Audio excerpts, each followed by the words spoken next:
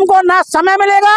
जिस दिन बहुजन समाज पार्टी की सरकार इस देश के अंदर बन गई, हमें कहेंगे नहीं करना क्या है, तुमको सबक सिखाएंगे। अभी 9 अक्टूबर की रैली में आदरणीय बहन कुमारी मायावती जी ने बोल दिया है कि यह सरकार इन बाबा और टावा पे रोक लगाओ, यदि हमारे लोगों का धैर्य खो गया तो सामान नहीं पाओगे।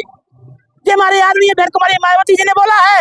और आने वाले समय में और ये सरकार इतनी डरती है, आपने 2 अप्रैल देखा, बड़े खुशी से इन्होंने SC/ST खत्म कर दिया, मगर जब बहुजन समाज रोड पे निकला तो वो आज ढाका जहाँ है। और आज ग्वालियर से इन लोगों ने फर्जी उसी प्रकार संविधान निर्माता पैदा कर दिया है, जिस प्रकार इन्होंने फर्जी भगवान पैदा करे, जिस प्रकार इन्होंने गाय को माता माना और सांड को बाप नहीं माना, उसी प्रकार इन्होंने फर्जी संविधान निर्माता पैदा कर कर, क्योंकि ग्वालियर RSS का गढ़ है, ग्वालियर RSS का गढ़ है। और RSS मनुवादी का पहला प्रधानमंत्री अटल बिहारी वाजपेयी ग्वालियर का है। और ग्वालियर से हम इस देश की RSS की जड़ें हटाएंगे। जब मैं आपको इसके अंदर उनकी मूर्ति बनाई जा रही है, प्रेरणा स्थल बनाया जा रहा है, बाबा साहब की फोटो नहीं लगाई गई है, लेकिन जब बहन जी ने दलित प्रेरणा केंद्र बनाया था तो उनके ऊपर तमाम FIR हुई थी, मुकदमे हुए थे, तमाम बहुजन समाज के लोग विरोधी हो गए थे, लेकिन यहाँ पे कोई विरोध करता हुआ नजर नहीं आ रहा। क्या कहेंगे? देखो, जो मूर्तियां लगाई हैं, मैं उनका नाम लेना नहीं चाहता, क्योंकि मैं अपनी जवान पे फर्जी लोगों का नाम नहीं लेता। क्योंकि बहन कुमारी मायावती जी ने उनकी मूर्तियां लगाई जिन्होंने देश के हर नागरिक के लिए काम किया। ये लोग अपने बाप के पैदा नहीं है, क्योंकि पहले बहन जी ने मूर्ति लगाई तब ये विरोध किया, अभी ये विरोध क्यों नहीं कर रहे हैं? जो लोगों से कहना चाहता हूँ आपके चैनल के माध्यम से, आपके चैनल के माध्यम से उन लोगों से कहना चाहता हूँ, यदि वास्तव में आप अपनी असली पिताजी की औलाद है, जिन जिन लोगों ने हमारे महापुरुषों की जब मूर्तियां लगी उत्तर प्रदेश के अंदर, उन्हें मूर्तियों का विरोध किया, यदि तुम अपने पिताजी की असली औलाद हो तो करके दिखाओ। जो मोदी ने मूर्ति लगाई है उनका विरोध करके दिखाओ।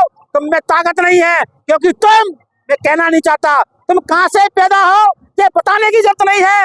हम एक एक नाम गिना सकते हैं, नामों की लिस्ट बड़ी है, मगर ये लोग बहन जी के पीछे पड़े हैं, उसी प्रकार पड़े हैं जिस प्रकार एक समय परम पूज्य बाबा साहब के पीछे पड़े थे।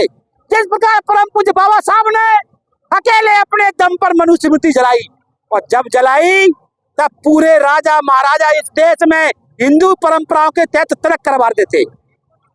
जब जलाई तब इस देश के अंदर अंग्रेजों का शासन था, और अंग्रेजों में जितने भी शासन प्रशासन के लोग थे वो सबके सब ब्राह्मणवादी मनुवादी थे। और मगर मुझे वो याद है कि परम पूज्य बाबा साहब के बाद महानायक माननीय साहब कांशीराम साहब ने कहा था कि जिस दिन इस ब्राह्मण समाज के लोग रोड पे आ जाएं, उस दिन समझ लेना कि इनका सिंहासन हिलने लगा है। और आपको बता दें कि ग्वालियर से हमने ब्राह्मण को रोड पे ला दिया, आज रोड पर चल रहे हैं और सरकार से गुजारिश कर रहे हैं, और सरकार के लट्ट खा रहे हैं, जूते भी खा रहे हैं। हमें आपको वीडियो के माध्यम बताना चाहता हूँ, आज तक कभी रोड पे ब्राह्मण आया क्या? बताओ मुझे, आज तक रोड पे कभी ब्राह्मण नहीं आया। ये परम पूज्य बाबा साहब की देन है, ये उस मनुस्मृति का ध्यान दिवस का दिन है आज। तो मैं बता देना चाहता हूँ, अभी देखते जाओ कितने ब्राह्मण बिल बला के आते हैं। कैसे मिलेगा बहुजनों को न्याय, ये बताएं। बहुजनों को न्याय तो हमें पता है कि हम वो शेर के औलाद हैं, हम वो महापुरुषों के वंशज हैं। जो हमें न्याय नहीं देता हमको छीन लेते हैं, हमें छीन लेते हैं। और आने वाले समय में जो आजादी कोर्ट बिल का जो हम मूवमेंट लेकर चल रहे हैं, आजादी कोर्ट बिल इस देश में लागू होगा। जब आजादी कोर्ट बिल लागू हो जाएगा तो हमें न्याय बन जाएगा। तमाम पार्टियां अपनी अपनी तारीफ कर रही हैं, बहुजनों की तमाम पार्टियां आ गई, कौन सी ऐसी पार्टी है जिसको बहुजन समाज के लोग सपोर्ट करें? देखो, मैं आपके चैनल के माध्यम से, तमाम चैनल के माध्यम से कहना चाहता हूँ, इस देश के अंदर केवल और केवल एक ही पार्टी है, बहुजन समाज पार्टी। और बहुजन समाज पार्टी को यदि आप आज सपोर्ट नहीं करोगे तो तुम्हारा भी वही हाल होगा जब परम पूज्य बाबा साहब इस देश के लिए लड़ाई लड़ रहे थे, जब परम पूज्य बाबा साहब इस देश को न्याय दिलाने के लिए संघर्ष कर रहे थे। परम पूज्य बाबा साहब को हराने वाले समाज के लोग बाबा साहब को एक चुनाव नहीं हराया, मगर बाद में अकल समझ में आई। 1984 में जब माननीय साहब कांशीराम साहब आए, तब 1984 में माननीय साहब कांशीराम साहब ने बाबा साहब के जीवन परिचय से लोगों को अवगत लोग जाग गए, वही हाल आने वाले समय में यदि आप लोगों ने बहन कुमारी मायावती जी का साथ नहीं दिया तो कई साल बाद वो बाबा साहब के बाद बहन कुमारी मायावती जी का सपना हम जैसे युवा पूरा करेंगे और बहुजन समाज को गुमराह नहीं होने देंगे। लोग कह रहे हैं 27 के अंदर बहन जी की सरकार नहीं बन रही है, तो बहन जी हारेंगे या आम जनता हारेगी, वो बताएं।